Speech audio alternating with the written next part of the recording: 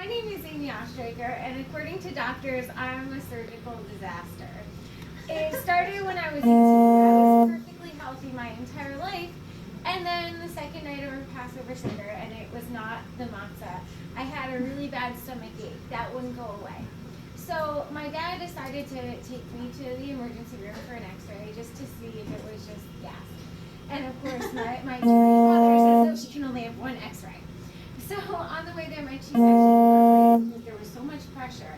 And apparently when I got to the emergency room, and this is now my dad's favorite cocktail line, there was so much pressure in my abdomen that my stomach literally burst to the top of the OR. There was so much pressure. Both my lungs collapsed and I almost died. I was in a coma for months. So when I woke up from the hospital from my coma months later, doctors told me that I didn't have a stomach anymore. I couldn't eat or drink, and they didn't know when or if I'd ever be able to eat again. So what do you say to that? I felt betrayed, like there was no God or anything anymore. And I was finally discharged from the hospital months later. So I had this fantasy that on the day I was finally discharged from the hospital, I'd be all dressed up, have no medical bags attached to me, skip out the door, grab a burger on my way out, and waltz back into my old life. Except my waltz partner was my IV pole, and burgers don't go down so well without a digestive system. So my parents felt like we all needed a new beginning after this, so they surprised me with a new house. The house was bare. No memories of my old life, like my life before the coma, had never existed. Buying a house, was it for me or for them? Who was I now, and what was this body covered in adhesives, plugged into machines, leaking out of openings I didn't even know I had? The only good part about an empty house was an empty fridge. Thank God there was no food in the house. Until a family friend came over and surprised us with a dozen bagels, some whitefish salad, and a schmear. And true story. And I just remember standing over the counter, picking the poppy seeds off of a bagel, carving out its doughy insides with my fingernails, feeling that crust and thinking how hollow it was, as hollow as I felt inside. And after I had mutilated this poor mound of dough, this evil thing that threatened to kill me if I even attempted to eat it, I didn't know what to do with myself. I was hungry for a purpose and food. I wanted spiritual fulfillment, to find God again, but I'd give him up in a heartbeat for a hunk of steak. Instead, I had what my dad called my nightly pina colada cocktail, which was actually a 3-liter bag of milky white IV vein food that I'd have to carry around in a purse for 16 hours a day, in addition to a feeding tube in a backpack. My parents were heartbroken that I couldn't eat, so they rid the house of all food. My dad would actually come home from work and hide in the garage eating his eggplant parmesan. But my sense of smell at that time was superhuman, so I was definitely onto him. I missed having contact with food. What people don't understand is that seeing food, smelling it, even playing with it, gave me some kind of vicarious satisfaction. In the hospital, all the kids who couldn't eat were always the ones who wanted to play in the toy kitchen. We're obsessed with what we can't have. So I was going crazy with no food in the house. I mean, even if I can't eat it, can I at least hold the potato or smell an orange? So not being able to eat was difficult, but not being able to drink, especially in the heat of summer, was just torture.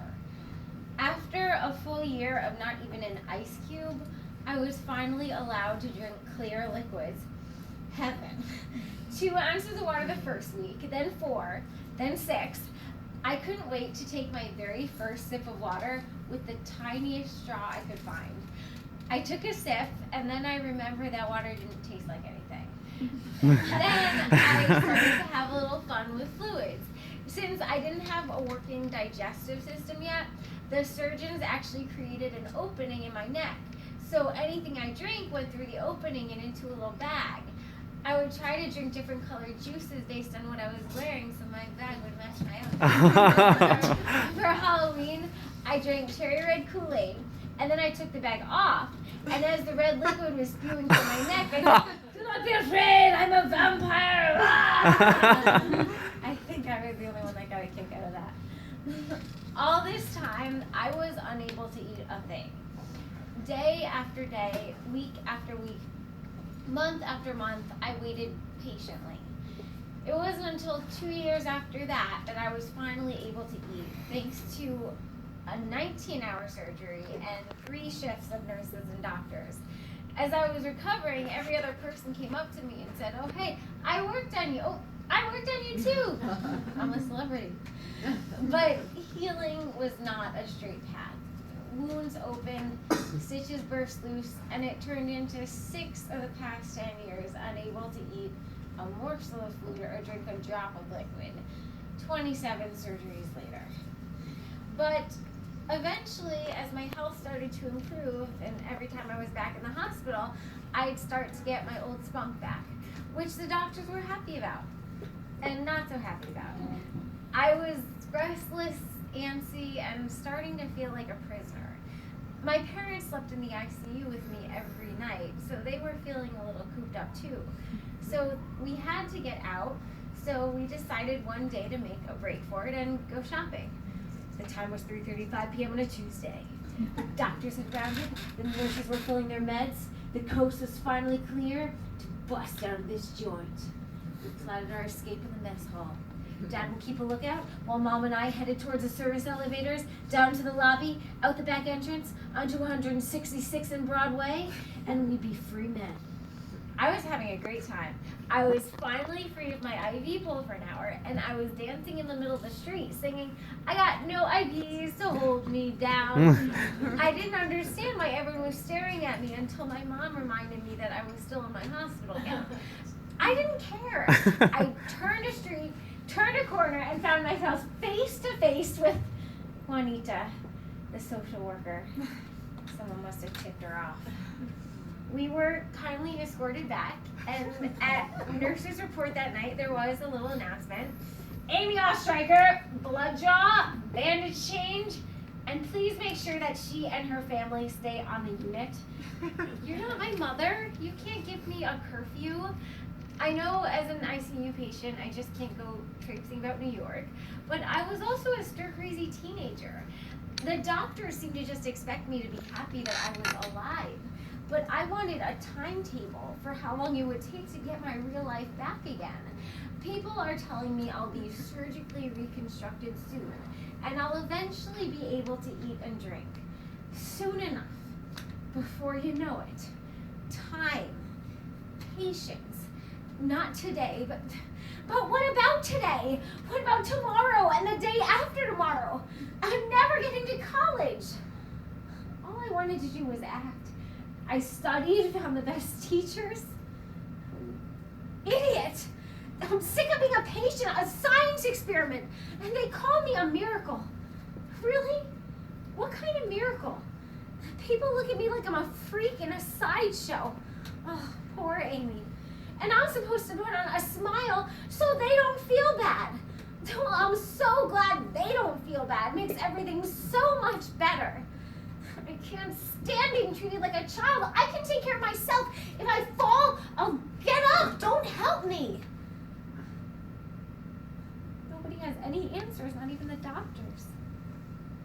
But my parents knew everything. They can't even help me. This sucks. I wish I could.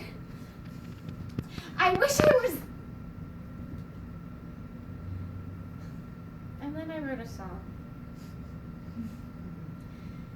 Day after day is a war to get through. Hard to feel wonderful, hard to feel new. Struggling through my time resolutely. Diverting myself from the pointless, why me? Life is long enough to sing my song, and I will get my turn. I know this candle's bound to burn. And I will have my time to sing, I will, even if it's anything. There's gotta be a reason I was born here. It's time to crawl out from the dusty corner. The sounds are so loud in my stomach, turning and moaning and flipping and stumbling over my aspirations, stifling my exclamations. Let me out, I was wrong, let me in, I belong. I have to be meant for much sturdier ground, meant for more than just for sticking around. Wings too worn for flight, somehow find the light. Step out the door and the battles I fight. Tire and test me, but don't strain my might. Looking back on faded glories I've sung, now quiet and dry at the tip of my tongue. Why so slow before my time to show all of the wonders that build deep inside? Day after day will I struggle and hide. Who have I become? It's time to warn her, to find herself and sweep her from the corner. Life is long enough to sing my song, a song that's strong, that's black and blue, a song that's meant for others too. And I will have my time to sing, I will, for it is everything to prove myself a woman who was born here, to be more than a song lost in the corner. They say everything happens for a reason, but that's not always true. Sometimes you have to make it happen. I still think about my old life sometimes and I miss it. I miss the simplicity. I look back at old photographs and I see the joy and innocence that was in my eyes. I know I can't be 13 again. I can only be the best 29. I can. But sometimes I do wonder what my life would have been like if this had never happened. This is not the life I planned for myself, but does anyone's life ever work out exactly how they plan it? I was led astray and taken apart and put back together again, but differently. But I kept my hunger alive.